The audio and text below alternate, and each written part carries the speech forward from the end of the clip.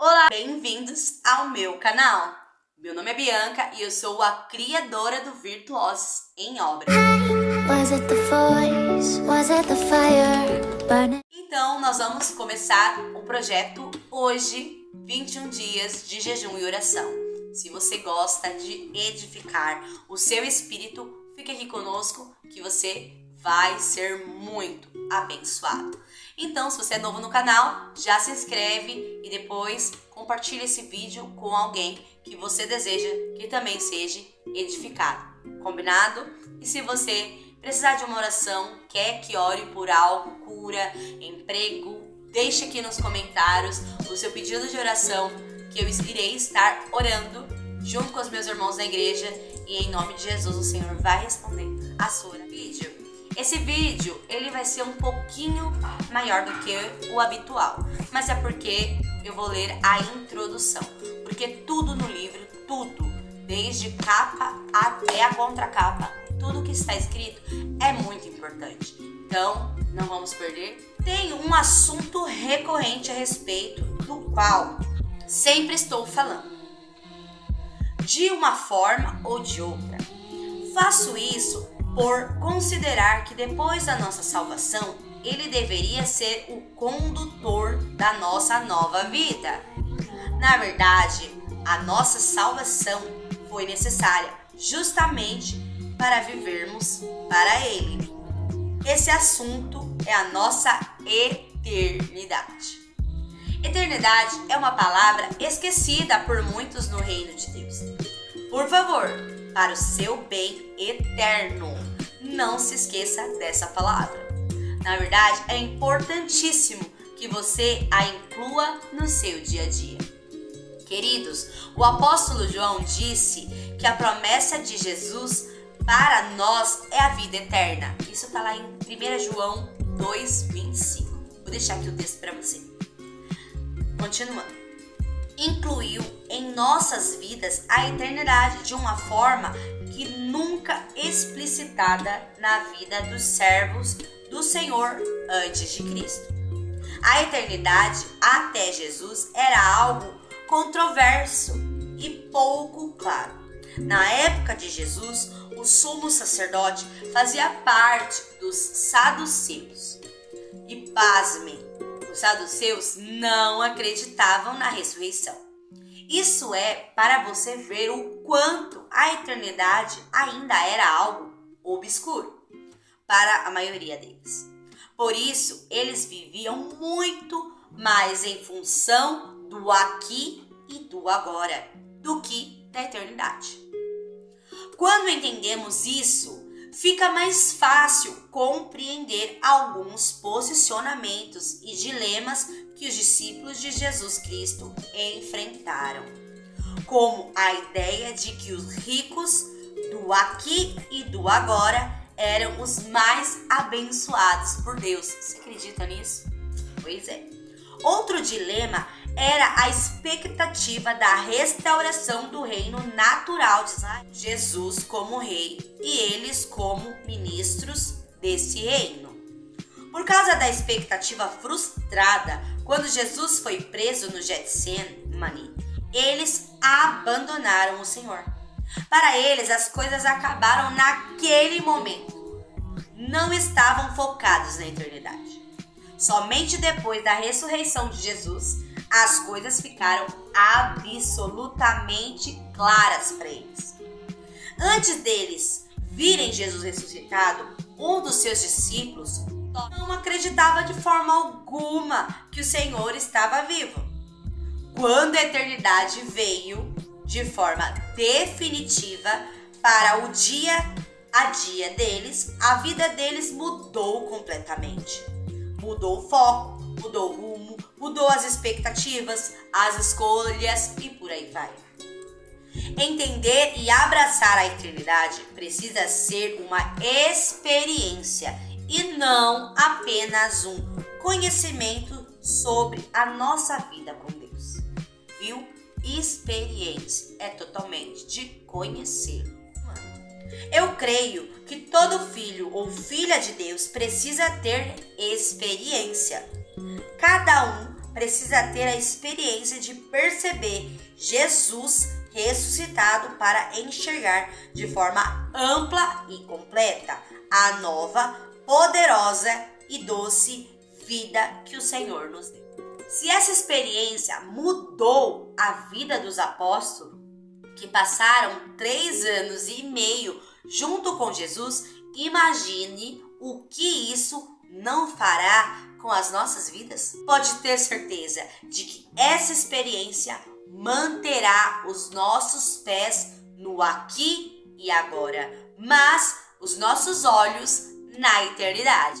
Aleluia! Há uma diferença enorme entre saber algo e experimentar algo. Todos nós sabemos que há um céu, mas Paulo visitou o céu ainda em vida. Essa foi uma das experiências que consolidaram a eternidade na vida do apóstolo. Sabemos que a vida eterna é poderosa, mas experimentar os poderes do mundo vindouro nesse tempo aqui consolida a eternidade em nossas vidas. Eu quero experimentar isso, e você quer experimentar isso também?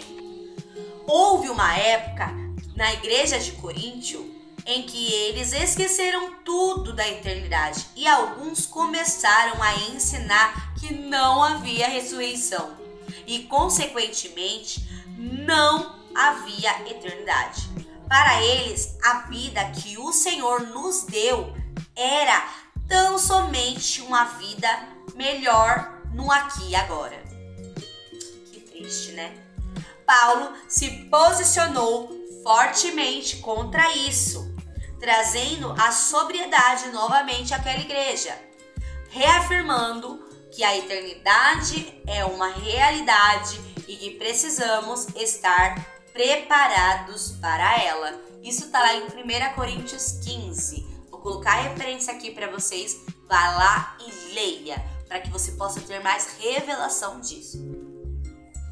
Se não cuidarmos, a eternidade será apenas um conceito abstrato que, com o passar do tempo, sumirá de nossas vidas, o que seria uma tragédia completa.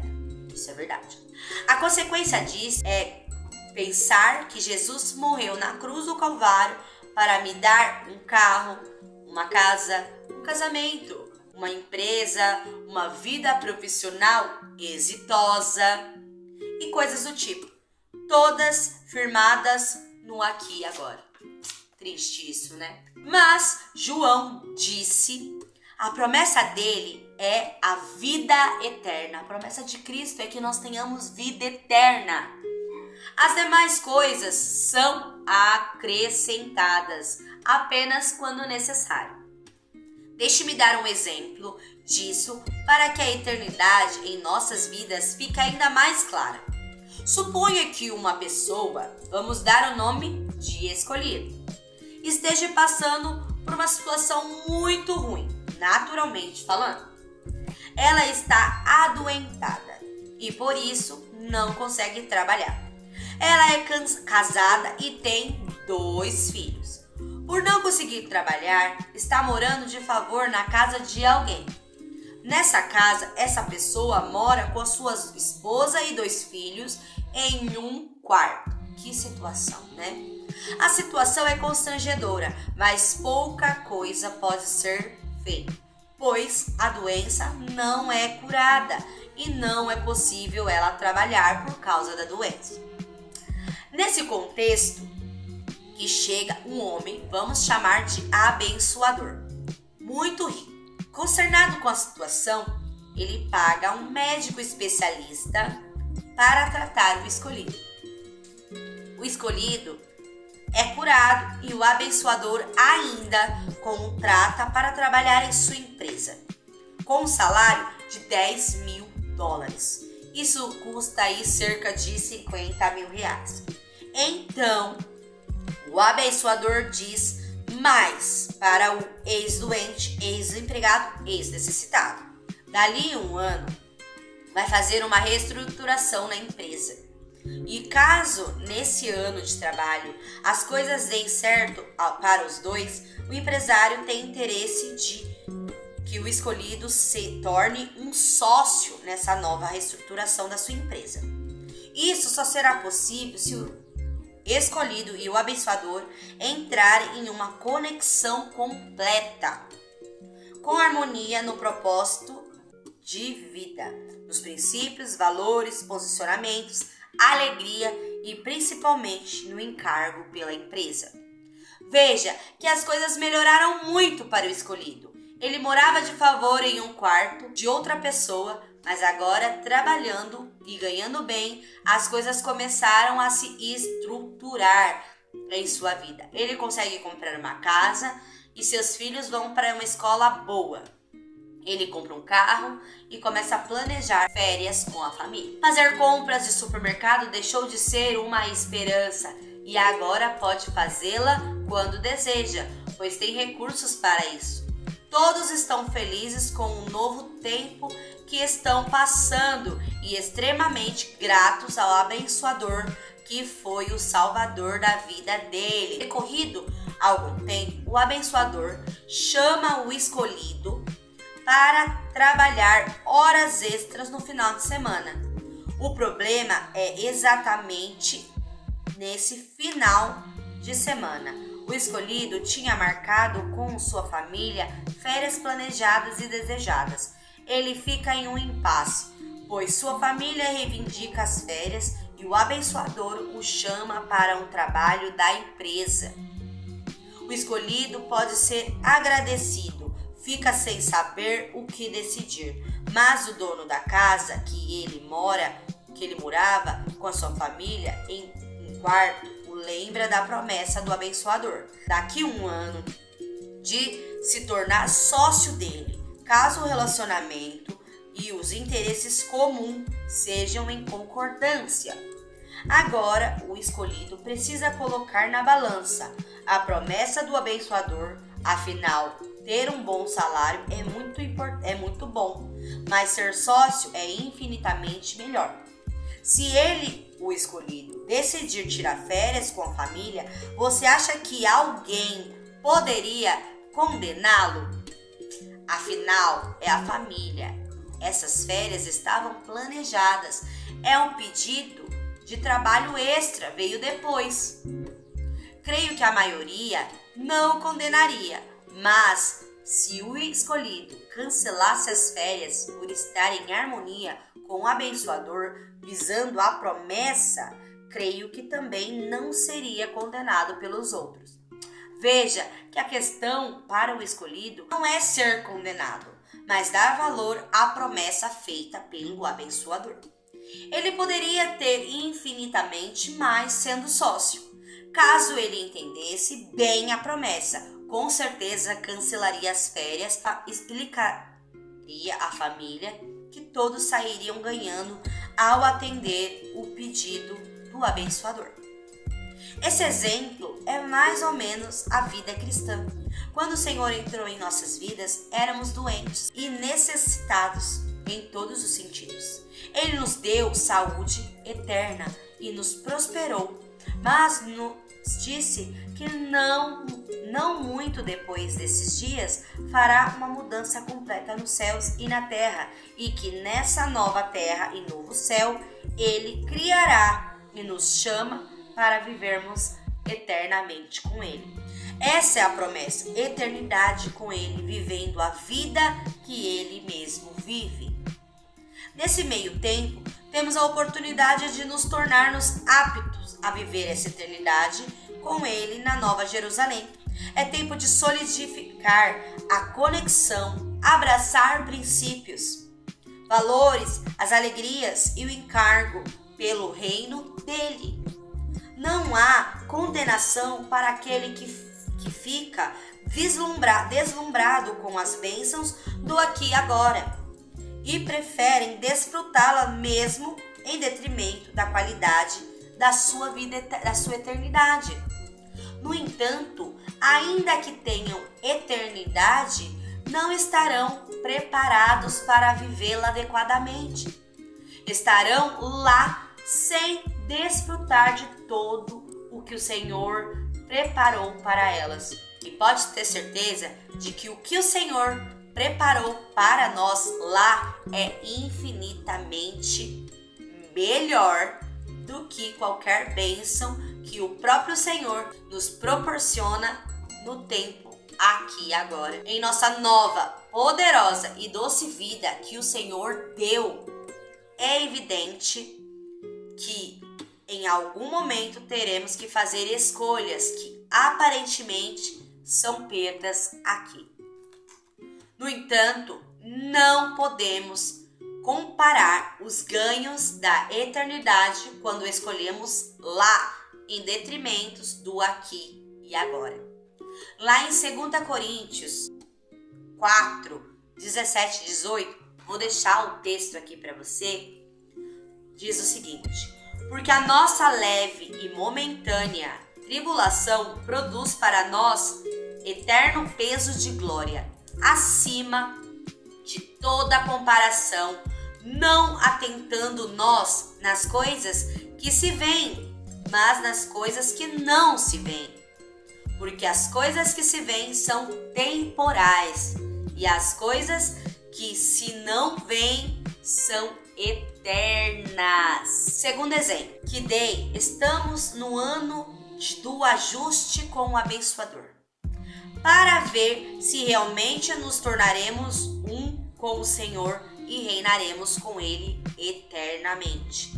A vida nesse um ano é muito boa, mas estar na eternidade reinando é sem comparação, com certeza. Então, pense e faça a melhor escolha. Parte 1. Nova Jerusalém, a obra-prima de Deus. Aleluia! Nessa primeira parte, abordaremos o projeto eterno de Deus, no qual o ser humano foi inserido. É muito importante saber o projeto geral de Deus para podermos nos situar dele. Isso, claro, se quisermos fazer parte dele. Então você está vendo aqui? Você tem escolha. O Senhor te deu livre arbítrio. Você escolhe se quer viver o aqui e agora sem desfrutar da eternidade ou viver a eternidade no aqui e agora. Então, você tem uma escolha. A minha e a sua vida não é uma ponta solta na eternidade. Estamos dentro de um contexto divino infinitamente maior do que nós mesmos. Precisamos compreender, trazer esse projeto para o dia a dia e viver em função dele. Afinal, Deus está trabalhando em função dele. Jesus morreu e ressuscitou em função dele. E o Espírito Santo foi enviado e está trabalhando também em função dele. Resta saber se eu e você, depois de tomarmos conhecimento dele, também viveremos em função dele. Capítulo 1. Os Eternos. Em 1 João 2,25 diz o seguinte: e essa é a promessa que ele mesmo nos fez, a vida eterna. Eu tenho certeza de que todos os filhos e filhas de Deus sabem sobre a eternidade e jamais vão desmerecer a sua importância. O quanto ela é real para eles serem vistos em sua forma de viver após se tornarem filhos do Deus vivo. Se ela se manifesta no seu dia a dia, significa que encontrou o seu verdadeiro lugar na vida dele. Caso ela seja um assunto para depois da partida desse mundo, isso significa que ele não entendeu nada sobre o reino de Deus e muito provavelmente terá sérios problemas depois de sua partida. Quem diz isso é o apóstolo Paulo, ao afirmar que dependendo de como a eternidade atua em nossas vidas, hoje podemos sofrer sérios danos na eternidade. Isso está lá em 1 Coríntios 3, do 10 ao 15. Corre lá e leia, vou deixar a referência aqui para você. Qualquer coisa você volta o vídeo e assiste de novo, anota os versículos, depois vai na sua Bíblia, leia e releia e peça para o Senhor te dar revelação. Vou dar alguns exemplos de sinais de que a eternidade está longe do nosso dia a dia. Sentimentos de frustração, decepção, mágoa e ressentimentos normalmente são frutos de uma desconexão com a eternidade. E aí, será que algum desses sentimentos faz parte da sua vida? Se faz, vai orar, porque você está desconectado da eternidade. Esses sentimentos sobrecarregam as nossas vidas a ponto de deixá-las pesadas e de tal forma nos fazem desanimar ou às vezes até parar em nossa caminhada. Acontece que Jesus disse que quem está vivendo assim deveria vir a Ele, pois seria aliviado desses pesos.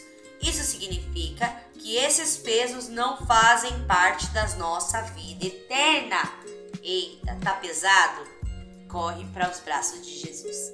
Pode observar que qualquer um desses sentimentos, incluindo a ansiedade, depressão, angústia, medo, é por coisas do aqui e do agora.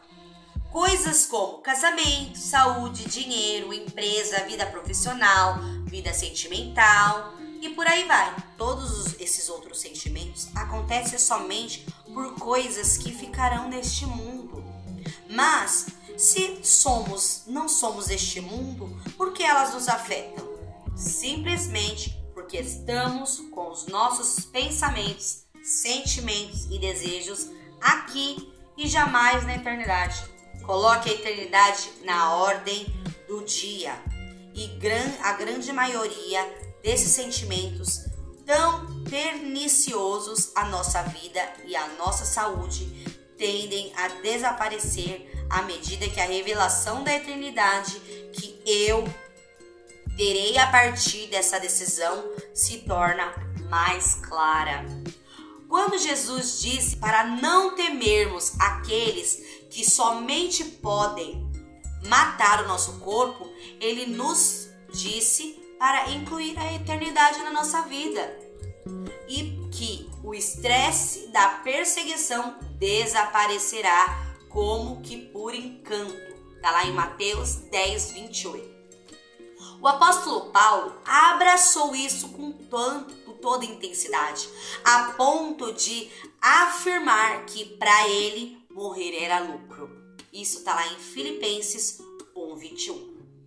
E veja que ele não disse isso porque estava desanimado com a vida do aqui e agora, mas vislumbrava a eternidade como verdadeira vida dele. Quantos de nós falariam isso?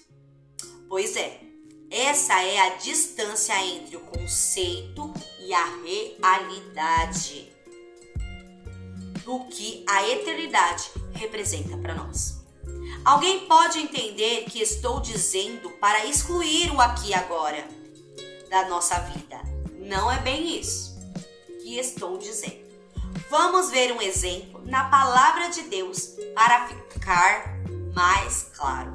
João 1, 43 ao 51 diz o seguinte: no dia imediato, resolveu Jesus a partir para Galiléia e encontrou a Filipe, a quem disse: segue-me. Ora, Filipe era de Betsaida, cidade de André e de Pedro. Filipe encontrou a Natanael e disse: achamos aquele de quem Moisés escreveu na lei e a quem se referiu os profetas, Jesus o Nazareno, filho de José.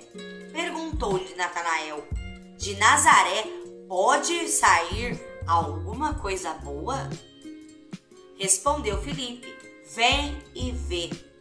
Jesus viu Natanael aproximar-se e disse a seu respeito: eis um verdadeiro israelita, em quem não há dolo.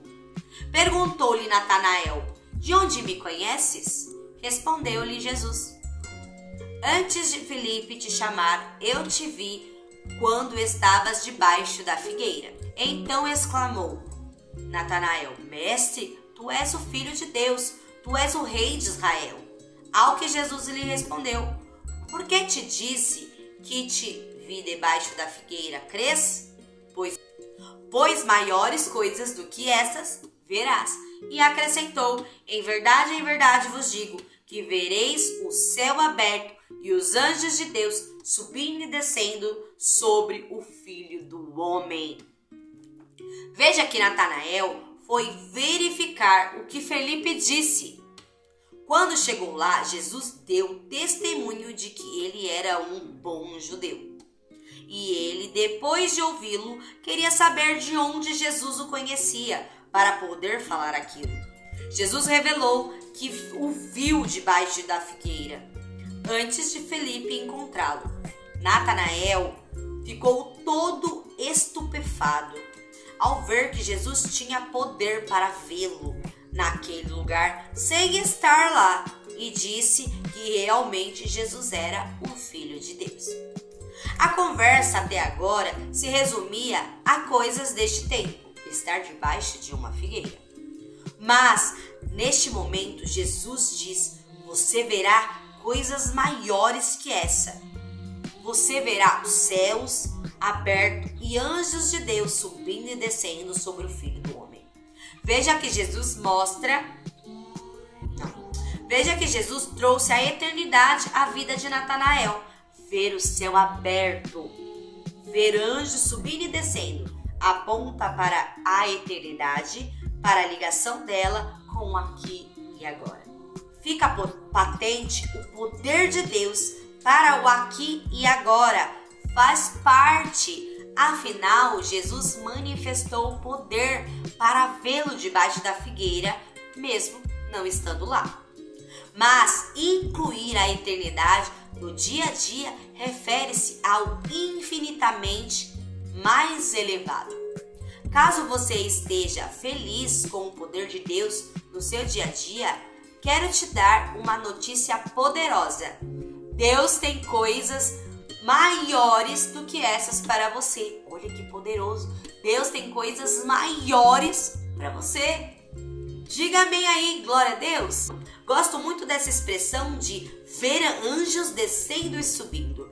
Isso significa que a nossa nova vida está completamente ligada à eternidade.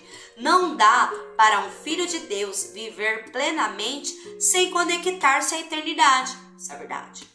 Depois dos discípulos voltarem de uma missão evangelística, excitados com o poder de Deus emanado deles para expulsar demônios, Jesus ouviu os relatos e depois fez uma ressalva. Mais importante do que o poder manifestado no aqui e no agora era que os nomes deles estivessem definitivamente inscritos na eternidade. Isso está lá em Lucas 10, do 17 ao 20. Poderoso isso, não é verdade? Essa passagem deixa claro que ainda estamos aqui e precisamos dos céus em nossas batalhas no dia a dia. Mas essas batalhas e, consequentemente, as vitórias sobre elas não podem nublar as coisas mais importantes. Agora, a eternidade veio de forma definitiva para as nossas vidas.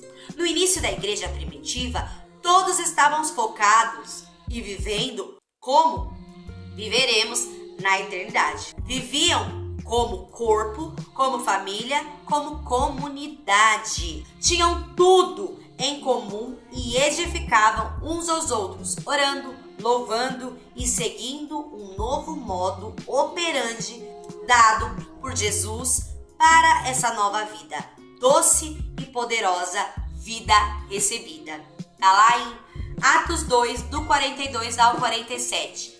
Não deixe de ir lá ler e ter revelação desse poder. Amém? E olhe, havia 1000 problemas a serem resolvidos. Coisas como ser apedrejado, preso, torturado, jogado às feras e por aí vai. Eita, verdade. Mas mesmo isso não os desanimavam. menos os deixavam ansiosos diante de todas as tribulações. E por que eles seguiam firmes na fé? A morte para eles era tão somente uma mudança de endereço, de um lugar ruim para um lugar maravilhoso. Afinal, aqueles que creem em Cristo passaram da morte para a vida.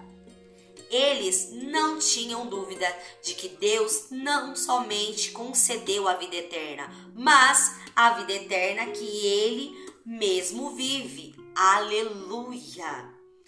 Tendo e vivendo essa revelação, eles se deslumbravam com a eternidade. Os imortais.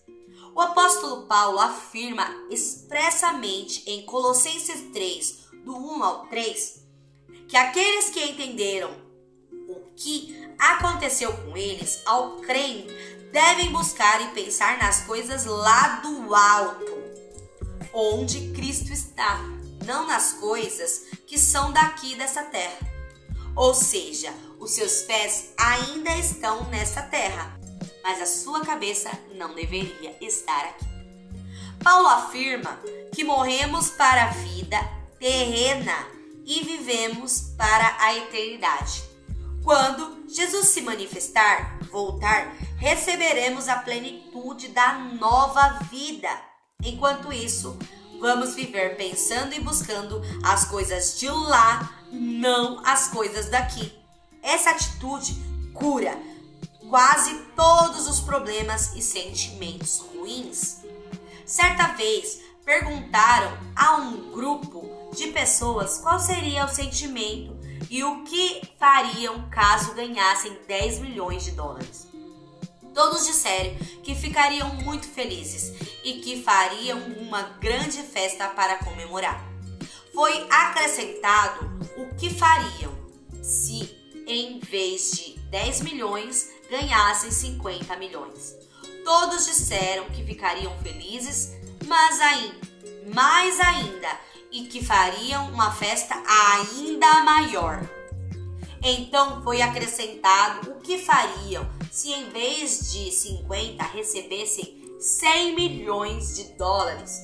Neste ponto, todos ficaram ainda mais felizes e disseram que fariam uma festa ainda maior. Mas aí foi colocada uma condição que eles pudessem receber os 100 milhões. Não acordariam no dia seguinte. Morreriam no final daquele dia. Todos refletiram e ninguém quis os 100 milhões.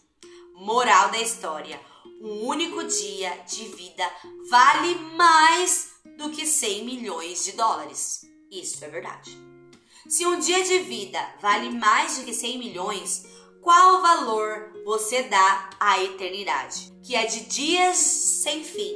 Por 100 milhões de dólares, todos ficariam felizes e fariam uma grande festa. E então, por que os filhos de Deus vivem triste, tendo ganhado a eternidade? Nossa, isso é muito forte, não é verdade? Isso significa que para a maioria dos crentes, a eternidade é tão somente um contexto sem solidez de revelação. Realmente não entendem o que Jesus deu de presente para aqueles que nele creem. Se entendessem, estariam pulando de alegria e fazendo festa para testemunhar e comemorar a grande bênção recebida. Você agora é eterno. Uma vez vi o título de um filme que dizia Os Eternos. Na hora pensei, será que fizeram um filme sobre nós? Brincadeiras à parte, valorize a sua eternidade e invista nela. Afinal, custou muito caro para Deus e para Jesus Cristo concedê-la a você. Agora vamos para a reflexão do dia e desse capítulo. Com suas palavras, descreva a eternidade para você. Quais são os seus alvos que colocam a eternidade no dia a dia da sua vida? E aí? E agora, eu quero te deixar uma frase. Invista na eternidade, ela é sua. Pense nisso, a eternidade é sua. O que você tem feito? O seu dia a dia tem refletido a sua eternidade no aqui e no agora? Deixa aqui nos comentários que eu vou ler cada comentário, né? E caso você tenha, como eu disse no começo, uma oração, um pedido de oração, deixe também aqui nos comentários que eu vou anotar e vou estar orando por você, tá bom? Deixa seu like, ajuda muito o canal. Se você ainda não é inscrito, se inscreva no canal e venha fazer parte dessa família de Deus, ouvindo palavras que vão encher e edificar o seu coração. E compartilhe com aquela pessoa que você também quer que seja edificada. E até amanhã. Tchau!